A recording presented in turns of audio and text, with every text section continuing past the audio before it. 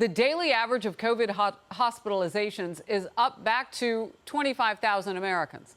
COVID-related deaths standing at roughly 237 daily, down slightly, though, from June. States are seeing some of the highest increases in COVID cases. Florida, Alabama, Maine, Massachusetts, and New York. Los Angeles County already mandating mask wearing indoors regardless of vaccination status. Las Vegas also recommending them again, among other areas. And today on Capitol Hill, CDC Director Rochelle Walensky addressed the spike in cases and urged those who have not yet been vaccinated to do so. In areas where vaccine coverage is low, cases and hospitalizations are starting to climb again. The message from CDC remains clear. The best way to prevent the spread of COVID-19 variants is to prevent the spread of disease, and vaccination is the most powerful tool we have. The overwhelming majority of deaths from COVID-19 are now occurring in unvaccinated people. Now the American Academy of Pediatrics is recommending all children ages 3 and up wear masks in schools this fall, regardless of vaccination status. Dr. Anthony Fauci says he agrees. I think that the American Academy of Pediatrics, they're a thoughtful group. They analyze the situation, and if they feel that that's the way to go, I think that's a reasonable thing to do. Senator Ted Cruz, Republican from the great state of Texas, is in focus now, and he's already shaking his head. So let's just get your top-line thoughts. At some point, Fauci became a Saturday Night Live caricature. Enough already with the mandates. Listen, COVID is a serious disease. We've treated it seriously. Vaccines are important. I've been vaccinated. Heidi's been vaccinated. My parents have been vaccinated. Her parents have been vaccinated. I think it's a good thing to get vaccinated, but we're seeing big government statists who are wanting to mandate vaccinations, who are wanting shutdowns again, who are wanting mask mandates again. Shutdowns were a colossal failure. They destroyed lives, they destroyed businesses, and these mask mandates don't make any sense. And, Fauci has, at this point now, embraced every position under the sun on just about every issue. Last year, in his emails and publicly, he was saying masks don't do anything. Now he's saying mask everybody. You're seeing people talking about even people who have been vaccinated should wear masks. It doesn't make any sense. We need to use common sense, and common sense does not entail having 3-year-olds wearing masks as we are vaccinating a very significant percentage of our population. Well, Senator, the way that you just laid that out, it made me think of something that I hadn't thought of before. And it's almost like Fauci and part of that group that he calls, the brightest among those scientists who are studying this and well-intentioned, which is all true. They're looking at this and they're saying, well, let's protect everybody who hasn't been vaccinated. Our job was to protect everybody who had comorbidities over the age of 75. And as you said, we've done everything we can do with the best weapon. Those people have made their decision now, many of them who are not immune compromised, about what they're going to do with vaccinations, which is why you made your decision to go get one, as well as Heidi, so on and so forth. Last word on that. But listen, people need to exercise common sense. I believe in individual responsibility and freedom. And so certainly if someone is elderly, if they have health issues, I think it makes a lot of sense to get vaccinated. One of the next battlegrounds is going to be vaccinating kids. Listen, we have not vaccinated our girls who are 10 and 13 because the rate of serious illness for children from COVID is so low that in our judgment, it didn't make sense as a cost-benefit analysis. But every family ought to make that judgment based on your family members and loved members. I'll tell you what doesn't make sense, Harris.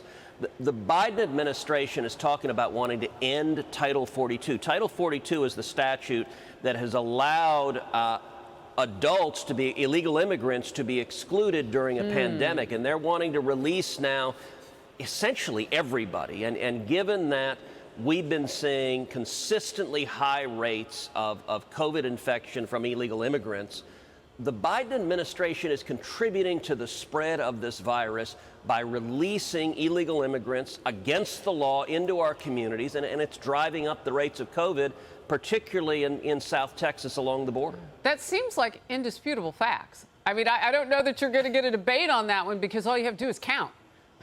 right? Well, and we know our capacity of testing right now. We can barely process them. At the border yesterday in Del Rio, Texas, there were 300 people flooding in from the river. I mean, we saw those pictures live. You bring up such an important point. I have to move on, though, because I want us to cover some other things. Sure. A lot of backlash today, Senator, after the White House admitted to flagging social media posts it deems misinformation, as well as asking Facebook now to help police those posts.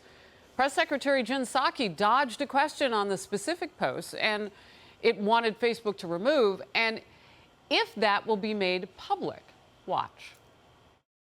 First of all, we've not asked Facebook to block any individual posts. The way this works is that there are trends that are out there on social media platforms. You're aware of them. It's up to social media platforms to determine what their application is of their own rules and regulations. And so we just certainly raise where we have concerns about information that's inaccurate. I'll add this quick in.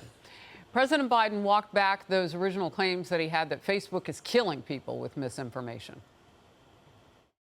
Facebook isn't killing people. These 12 people are out there giving misinformation. Anyone listening to it is getting hurt by it. It's killing people. It's bad information. My hope is that Facebook, instead of taking it personally that somehow I'm saying Facebook is killing people, that they would do something about the misinformation, the outrageous misinformation about the vaccine. So he went back to blaming 12 people. We don't know who they are. Are they keeping lists of Americans that they think are wrong or don't agree with? Lots of questions. Critics ripping Biden's total 180 on the issue. One tweeted this, not the administration's finest hour. Another, you shouldn't take me calling you a murderer personally. And another asks, so was the previous statement misinformation? Senator Cruz. Listen, the Biden administration believes in power. They want to have the power to silence you. They want to have the power to silence any criticism. I got to admit, for a politician, if you could have all your critics simply disappear and unable to criticize you, that might be pretty nice. It's contrary to the Constitution. It's contrary to the First Amendment. It's contrary to a free democracy. But the Biden administration is getting big tech to be the arm in silencing critics. And by the way, what they call misinformation very conveniently always benefits Democrats, always benefits Joe Biden. They've been wrong over and over and over again. So they got big tech, for example, to silence, to disappear, to block the New York Post for the story on Hunter Biden's laptop. Why? Because it was politically damaging to Joe Biden. We now know that story was true, but they called it misinformation. They also got big tech to block anyone suggesting that the Wuhan virus actually came from the Chinese government labs in Wuhan. It now, I think the preponderance of the evidence suggests that the virus escaped from a Chinese government lab, and yet big tech made that disappear. And one of the striking things, so it's interesting watching the Biden White House try to backstep a little bit from their statements last week, but what they have inadvertently done is they have strengthened President Donald Trump's lawsuit against big tech, against Facebook and Twitter and Google, because, look, what President Trump argues in the lawsuit is that they are violating the First Amendment by censoring Americans. The biggest argument they have in their defense is they're private companies, not the government, and the First Amendment only applies to the government. Well, there's an exception to that the Supreme Court has long recognized, which is the government can't use a private company to carry out a government policy. And here, this is what they're doing. Here, the Biden White House is asking the big tech monopolists, please silence, block, disappear any views we disagree with. And I think that's blatantly illegal. It's also an abuse of power that is really contrary to the principles that our country was built on. Well, and we know that that's what's going, no matter what they say from the lectern now, because they originally told us that they get together regularly with these big tech corporations to talk about the misinformation in Facebook posts. Well, and by the way, people, I don't know if we know this, and we'll move on. I'll just ask this rhetorically. What happens if you get on one of those lists? Because I was posting on my Twitter, just little old me, I don't matter, but, you know, I'm not a billion Facebook users, obviously, questions about the Wuhan lab leak. A year ago, stickered, problematic, Harris Faulkner, problematic, whatever. What happens if you get on their list, Senator Cruz, how do you get off that list? And what does it mean when they go after those 12 people? If we can't even identify them as a journalist, I don't know how you hold them accountable if something goes wrong in their processing. Well, they don't want to be held accountable. And big tech is asserting the power over all of journalism. If they could, they'd block all of Fox News. They haven't gone that far yet, but that's where they want to go. We've seen that they're willing to throw Donald Trump off of social media and claim completely unaccountable, arbitrary power. If they can do that to him, they can do that to anybody. And it is amazing, these so-called journalists at CNN, ABC, CBS, the New York Times, the Washington Post, who just meekly go along with a handful of Silicon Valley billionaires, the modern oligarchs, like the Russian oligarchs. We have the Silicon Valley oligarchs, and the media is perfectly happy to have these billionaires determine who gets to speak, who doesn't, and what you get to say. It is the single biggest threat to free speech in America. It's the single biggest threat to democracy in America. I think we need to break up these big tech companies, Oh, wow. and I think we need to stop them from censoring American citizens. They are out of control. All right, let's get to this. An aide for Speaker Pelosi and Speaker Pelosi both have tested positive for COVID after attending the same reception last week. Pelosi staffer, that one, helped usher a group of Texas House Democrats around the Capitol last week, and yet another one of those runaway Texas House Democrats has tested positive for COVID, bringing the total now to 6.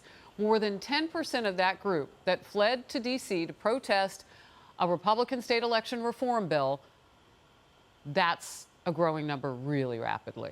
Last night, 40 of those Democrats held a virtual town hall to push for a federal voting law, and again, painted themselves as heroes. Let's watch. We're sacrificing a lot more than just time away from our families, but all of that sacrifice is worth it. It's worth it to protect Texans. It's worth it to fight for the American dream. It's worth it to make sure that we have a future to leave to our children. A Washington Examiner op-ed says Texas Democrats cannot do anything right. Here's the quote. To recap, Texas Democrats lost yet another election in 2020. They fled their own state to prevent the majority from passing a benign piece of legislation. They chartered a flight that they took maskless to Washington. Then 5, now 6, tested positive for the virus and also exposed the vice president. Senator Cruz, this is your home state of Texas. You have seen what I know with my relatives in Texas we don't do. We don't cut and run. That's what I've heard some Republicans accuse them of. What is the next phase that they're in now? Well, listen, karma is a remarkable thing, and this episode really embodies, I think, all that's wrong with the modern Democratic Party. Number one, they're willing to mandate rules for all Americans that they ignore, that they flaunt themselves. So you have Democrats that are eager to see mask mandates on everybody, who've been champions of lockdowns, and of course, when they get on their flight, they all take their masks off and end up a bunch of them getting COVID. But secondly, this is a political stunt. You know, we're seeing these Texas House Democrats that are holding themselves up as these heroic civil rights warriors. You know, they've likened it to the Edmund Pettus Bridge. Well, I guess that's right. If people on the Edmund Pettus Bridge who were standing up to the dogs and the beatings and the clubs were actually on a private jet with Miller Lite sitting back in luxury. I mean, it's a silly political stunt. The law that they're protesting is a common sense election integrity law. They claim it's voter suppression. It's things like signature verification on absentee votes. It's things like cameras and counting rooms so that you actually have accountability. But here's the good news, Harris. This stunt's going to fail. They're going to run around and spend a lot of time on a lot of TV networks getting a bunch of attention, and then they're going to come back to Texas. And when they come back to Texas, the governor has rightly said he's going to call another special session or another special session. When they come back, the Texas Constitution is clear. They can be arrested, and if they refuse to come and do their jobs, they will be arrested and physically taken to the floor of the House, and the legislature is going to do its job. It's going to pass this legislation, and this political stunt is not going to succeed.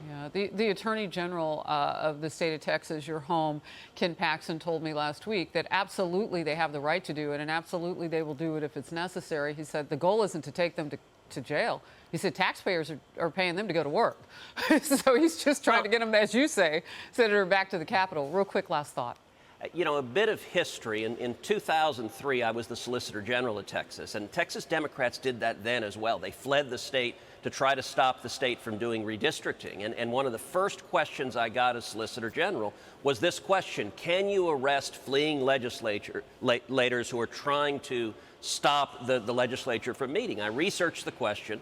The Texas Constitution explicitly authorizes using force to compel the attendance.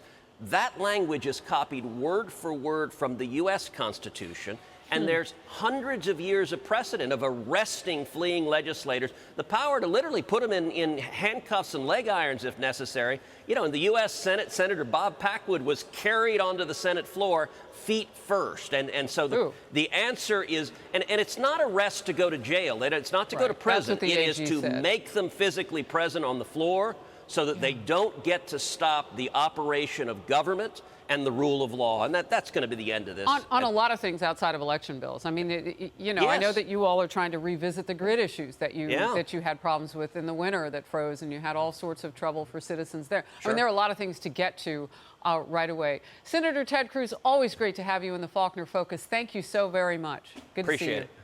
Hi, everyone. I'm Brian Kilmeade. I want you to do me a favor. I want you to click to subscribe to the Fox News YouTube page. This is the only way that I know for sure that you're not going to miss any great commentary, any great news bites, any great interviews coming your way on Fox. You can get it all here on YouTube. So subscribe right now.